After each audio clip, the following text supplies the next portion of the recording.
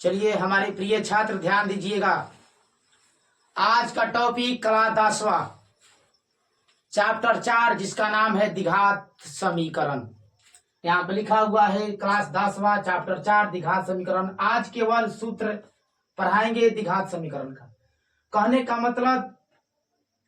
का मतलब है कि किसी भी चैप्टर को स्टार्ट करने से पहले उसके थ्योरी को समझिएगा, उसके सूत्र को समझिएगा। अगर सूत्र समझ में आ गया तो चैप्टर गर्दा उड़ जाएगा। चैप्टर द्विघात समीकरण बहुत आसान लगेगा। देखिएगा, सूत्र को ध्यान से समझिएगा, समझाने जा रहे हैं। सूत्र को स्टार्ट करने से पहले द्विघात समीकरण को थोड़ा मेरी मोटिवेशन को समझिएगा।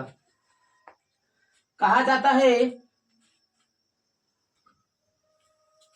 मेहनत इतनी खामोशी से करो कि कामयाबी शोर मचा दे। कहने का मतलब अगर मेहनत आदत बन जाए तो कामयाबी मुकद्दर बन जाती है। चलिए चलते हैं सूत्र की तरफ द्विघात समीकरण का। सबसे पहले समझेंगे कि द्विघात समीकरण क्या होता है। इसको लिखेंगे द्विघात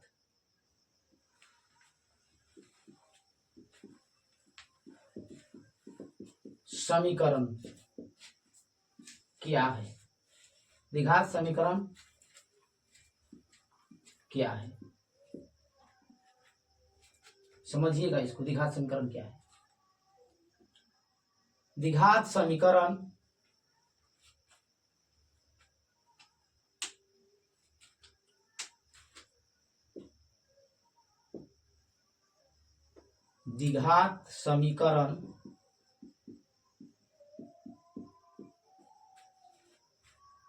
x square a x square plus b x plus c बराबर 0 की रूप का होता है। ध्यान दीजिएगा, जहां एक्स चर है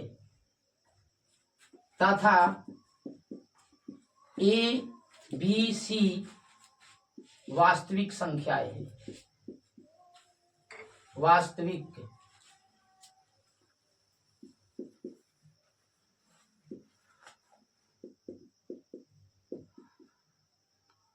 वास्तविक संख्या है।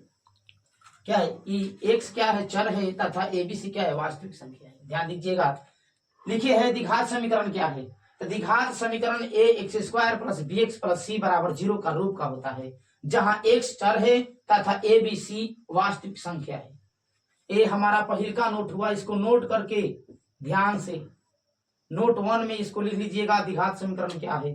तो द्विघात समीकरण x square plus b x plus c बराबर 0 के रूप का होता है, जहां एक्स चर है तथा एबीसी वास्तविक संख्या है। नोट दूसरा का को समझिएगा। जैसे में एग्जांपल देते हैं इसके, जैसे में ध्यान दीजिएगा। जैसे लिख देते हैं 2x square plus 2x plus 1 बराबर 0। नोट दूसरा का समझिए। अगर मान लिए a x square plus b x plus c, अगर इसके बराबर में 0 नहीं दिया जाता है तो ये आपका द्विघात बहुपद होता है। क्या होता है? द्विघात बहुपद। ऐसे जैसे हम पिछले क्लास में इसको पढ़ चुके हैं चैप्टर 2 में। अगर x square plus b x plus c बराबर, अगर बराबर में 0 दे देते हैं तो यही हमारा क्या बन जाता है? द्विघात समीकरण बन जाता है। इसको लिखेंगे, ये क्या है? तो द्विघात समीकरण है। क्या है? द्विघात समीकरण है। अगर समीकरण दिया है उसके बराबर में अगर 0 नहीं है तो आपका बहुपद होता है।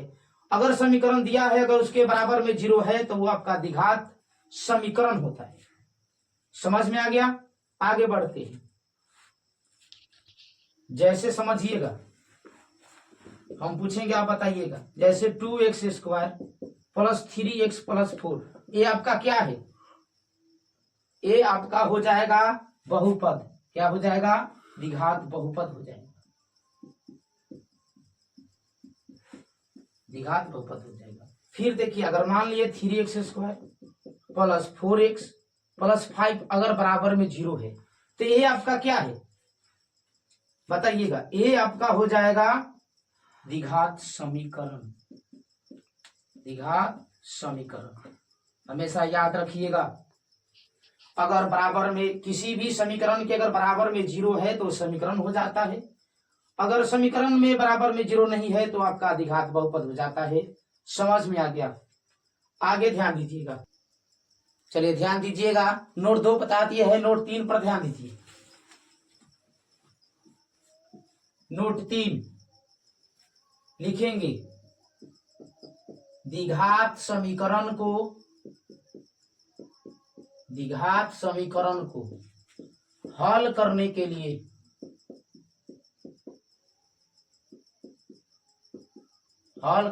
लिए तीन विधियां होती है, तीन विधियां होती है। फर्स्ट विधि अभाज्य गुणनखंड, अभाज्य गुणनखंड अर्थात गुणनखंड, अर्थात गुणनखंड। दूसरा का देखिएगा, दूसरा का होता है द्विघात समीकरण का सूत्र, जिस अर्थात द्विघात सूत्र, अर्थात द्विघात सूत्र। और तीसरा का होता है पूर्ण वर्ग की विधि, पूर्ण वर्ग की विधि, पूर्ण वर्ग की विधि। देखिए द्विघात समीकरण को हल करने के लिए तीन विधियां होती है। फर्स्ट विधि अभाज्य गुणनखंड अर्थात गुणनखंड, जो हम गुणनखंड को 2 चैप्टर में पढ़ चुके। दूसरा का विधि है द्विघात समीकरण का सूत्र अर्थात द्विघात सूत्र, और 3 में है पूर्ण वर्ग विधि। अगर ये तीनों विधि सीख गया तो द्विघात समीकरण गर्दा उठ जाएगा। अब तीनों विधि को सिखाएंगे, तीनों विधि का सूत्र लिखाएंगे, तीनों विधि के आधार पर मैथ को बनाया जाएगा, आपका चैप्टर समाप्त हो जाएगा। अब ध्यान दीजिएगा आगे नोट 4 ध्यान दीजिएगा। नोट 4 पे ये सारा सूत्र समझ में आएगा कब, जब हम इसके आधार पर मैथ को सॉल्यूशन करेंगे तब। अभी केवल आप लोग सूत्र को नोट करते चलिए। अब ध्यान दीजिएगा नोट 4 पर। चलिए ध्यान दीजिए,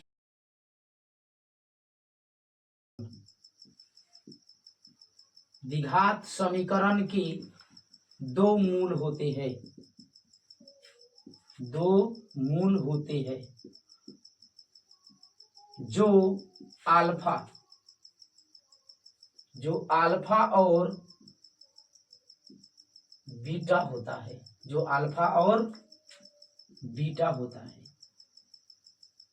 एक में समझिए, मूलों का योगफल,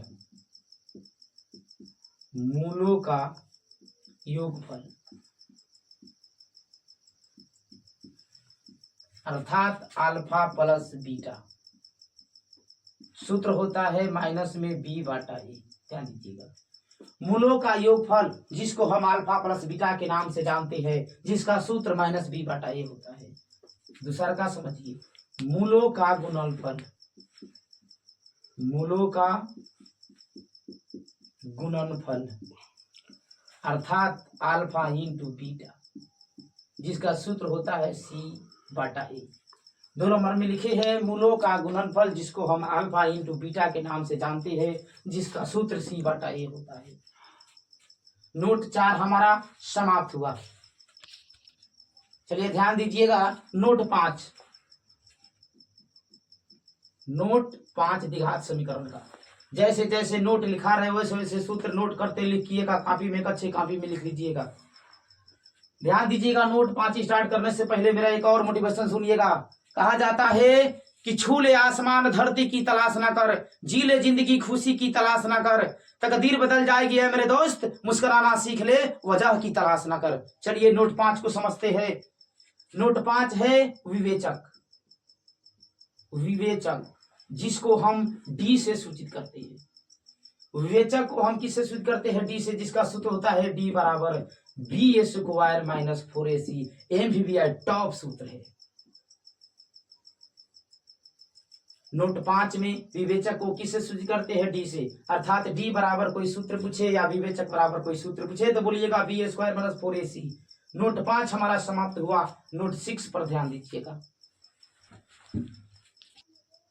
चलिए नोट 6 पर ध्यान दीजिएगा।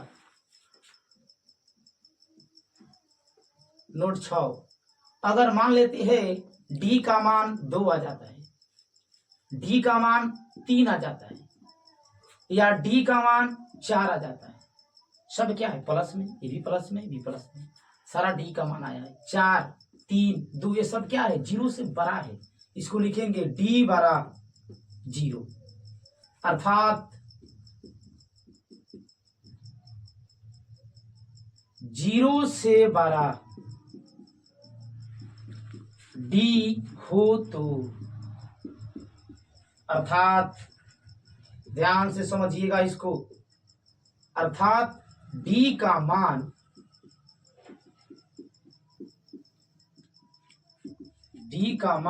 धनात्मक हो तो, धनात्मक हो तो, यहां पर जो बताया है ध्यान दीजिएगा, डी का मान प्लस में 2 है, डी का मान प्लस में 3 है, डी का मान प्लस में 4 है, इसलिए लिखा गया अर्थात डी का मान धनात्मक हो तो। यहाँ पर डी का मान 2 है, अर्थात ये सब क्या है? 0 से बड़ा है, इसलिए यहाँ पर लिखा गया है 0 से बड़ा डी हो तो। इस स्थिति में अगर पूछा जाए, इस स्थिति में मूल पूछा जाए तो बताइएगा मूल वास्तविक और असमान होता है। मूल वास्तविक और असमान होता है,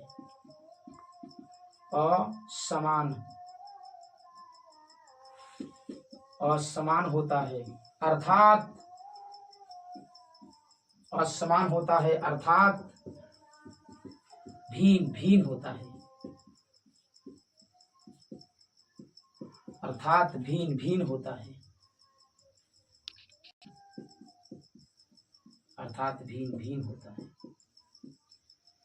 ध्यान से समझिएगा। नोट 6 को फिर से समझाते हैं। यदि डी का मान 2 आ जाए, डी का मान 3 आ जाए, यदि डी का मान 4 आ जाए, अर्थात सब क्या है?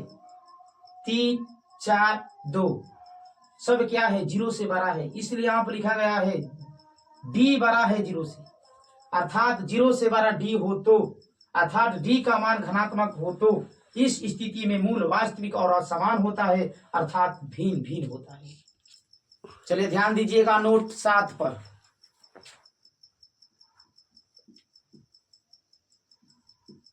नोट 7, नोट 7 में अगर डी का मान 0 आ जाए तो, अगर कोई पूछे अगर डी बराबर 0 हो तो, डी बराबर 0 हो तो इस स्थिति में मूल पूछा जाए तो बताइएगा मूल वास्तविक, मूल वास्तविक और समान होता है, अर्थात बराबर होता है।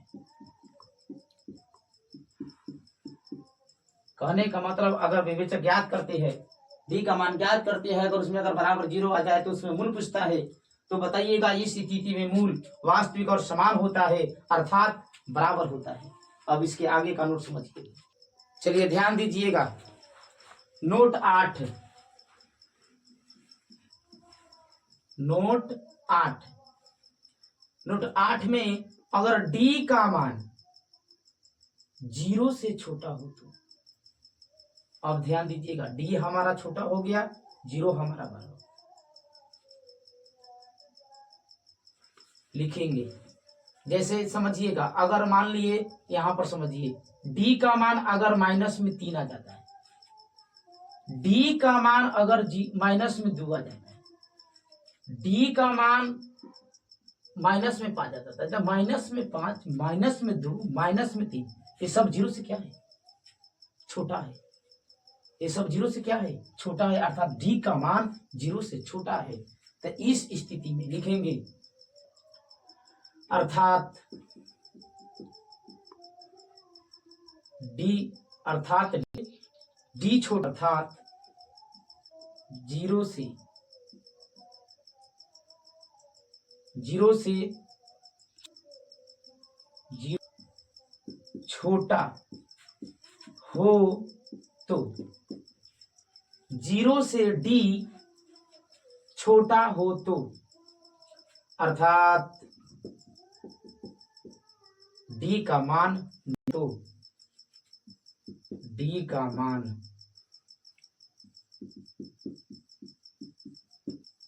ऋणात्मक हो तो, यहाँ पर देखिए डी का मान सारा क्या है, निरात्मक में है, अर्थात माइनस में है। अगर डी का मान निरात्मक आए तो निरात्मक का मतलब माइनस और धनात्मक का मतलब प्लस होता है। तो डी का मान निरात्मक हो तो इस स्थिति में अगर आपसे पूछा जाए, इस स्थिति में मूल पूछा जाए तो बताइएगा अवास्तविक। क्या होता है? अवास्तविक। मूल अवास्तविक होता है, अर्थात कोई मूल नहीं होता है, अर्थात कोई मूल नहीं होता है, कोई मूल नहीं होता है। आपका नोट 8 क्लियर हुआ? ध्यान दीजिएगा, अगर जीरो का मान, अगर डी छोटा हो जीरो से, अर्थात जीरो से डी छोटा हो तो, अर्थात डी का मान अगर ऋणात्मक अर्थात माइनस में आ जाता है तो इस स्थिति में मूल अवास्तविक होता है, अर्थात कोई मूल नहीं होता है। चलिए ध्यान दीजिएगा नोट 9 पर। 8 आपका नोट समाप्त हुआ, नोट 9 ध्यान दीजिएगा। नोट 9 हमारे प्रिय छात्र एवं छात्राएं कृपया नोट 9 पर ध्यान दीजिएगा। जितना भी नोट बताया जाता है सारा को ध्यान से समझिएगा, एक कॉपी कलम पर उसको अच्छे से नोट कर लीजिएगा। नोट 9 में ध्यान दीजिएगा, आप बताएंगे द्विघात समीकरण। द्विघात समीकरण का सूत्र, द्विघात समीकरण का सूत्र अर्थात द्विघात सूत्र, अर्थात द्विघात सूत्र, इसको अर्थात द्विघात सूत्र भी कह सकते हैं। सूत्र होता है x बराबर minus B plus minus root under D बटा 2, या x बराबर minus B plus minus root under B square minus 4ac बटा 2। ये आपका किसका सूत्र हुआ? द्विघात सूत्र हुआ, द्विघात समीकरण का सूत्र हुआ। ध्यान से समझिए कि एक बार और समझा देते हैं, मस्त एमबीबीएस टॉप सूत्र है द्विघात समीकरण का सूत्र, अर्थात द्विघात सूत्र x बराबर minus B plus minus root under D, या x बराबर minus B plus minus square minus 4ac बटा 2a। दोनों सूत्र यहाँ बोर्ड पर लिखा हुआ है, इसको ध्यान से समझ लीजिएगा, मस्त एमबीबीएस टॉप सूत्र है। देखिएगा आगे का नोट। चलिए इसके बाद नोट 10 को समझिएगा। नोट 10, नोट 10 हमारा द्विघात समीकरण का अंतिम नोट है। नोट 10 समाप्त करेंगे, आपका द्विघात समीकरण का सूत्र समाप्त हो जाएगा, अर्थात द्विघात समीकरण में जितना भी नोट बताया गया उसको बढ़िया से देखिएगा। चलिए हम स्टार्ट करते हैं नोट 10 स्टार्ट करते हैं। पूर्ण वर्ग की विधि, पूर्ण वर्ग की विधि को हल करने के लिए नियम, हल करने के लिए नियम, पूर्ण वर्ग की विधि को हल करने के लिए नियम। पहले का नियम को समझिएगा, एक्स स्क्वायर के गुणांक से, एक्स स्क्वायर के गुणांक से दोनों पदों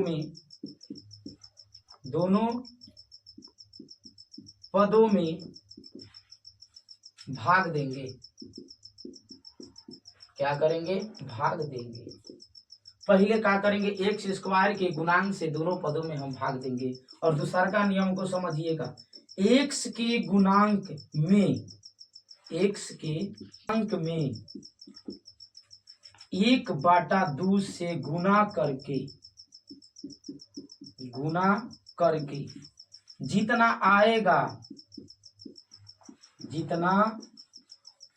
आएगा एक्स स्क्वायर के गुणांक में 1/2 से गुना करके जितना आएगा उतना का वर्ग करके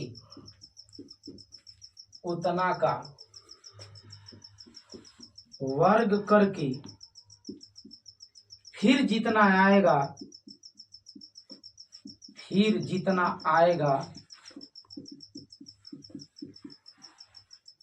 जितना आएगा उनको दोनों पदों में जोड़ देंगे। क्या करेंगे? जोड़ देंगे। ध्यान समझिएगा। दूसरा का नोट है, x के गुणांक में 1/2 से गुना करके जितना आएगा उतना का वर्ग करके फिर जितना आएगा उनको दोनों पदों में जोड़ देंगे।